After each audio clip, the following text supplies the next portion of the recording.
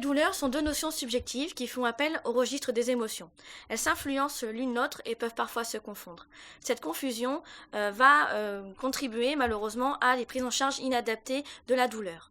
Nous sommes rendus compte dans notre pratique professionnelle que le fait de prendre en charge la douleur, malheureusement, ne supprimait pas la peur. Le fait de posséder cet outil, donc la réglette d'auto-évaluation de la peur, va donc aider le soignant à rentrer plus facilement en relation avec les enfants et les aider à verbaliser leurs peurs, leurs ressentis vis-à-vis des soins ou du milieu hospitalier en général. Le fait de considérer leurs peurs et de les considérer dans cette peur va donc dédramatiser également le soin et le milieu hospitalier. Et cela va contribuer à l'amélioration de la prise en charge globale des enfants.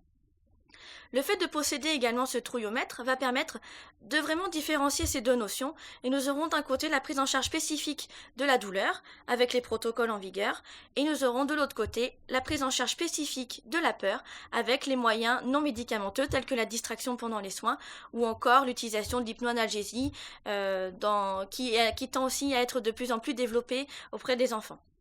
Le fait d'avoir aussi l'évaluation chiffrée de la peur va permettre l'application et la mise en pratique et aussi la systématisation de moyens d'information auprès des enfants et de moyens ludiques, notamment les livrets informatifs ou les marionnettes qui permettent d'expliquer un soin ou encore par exemple les Playmobil qui vont pouvoir aider l'enfant à visualiser son parcours de soins.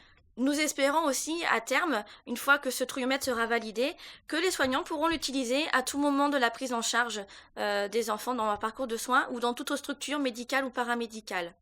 On peut espérer effectivement qu'il puisse être utilisé, par exemple, dès l'accueil, afin d'évaluer le score de peur des enfants de manière globale, ou encore avant un soin, qu'il soit douloureux ou non, invasif ou non, mais qui sera vécu comme anxiogène.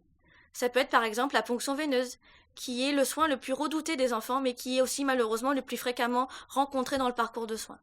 On peut aussi avoir, par exemple, à l'utiliser avant l'ablation d'un plâtre, comme ça nous est arrivé dans notre service de soins des urgences pédiatriques, où nous avons utilisé du coup la distraction pour aider l'enfant à passer le cap de cette peur au moment de l'ablation du plâtre.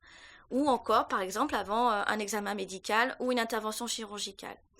On peut espérer du coup que ce projet de recherche paramédicale va amener d'autres soignants à avoir l'idée peut-être de créer un support ludique adapté à la prise en charge de l'enfant.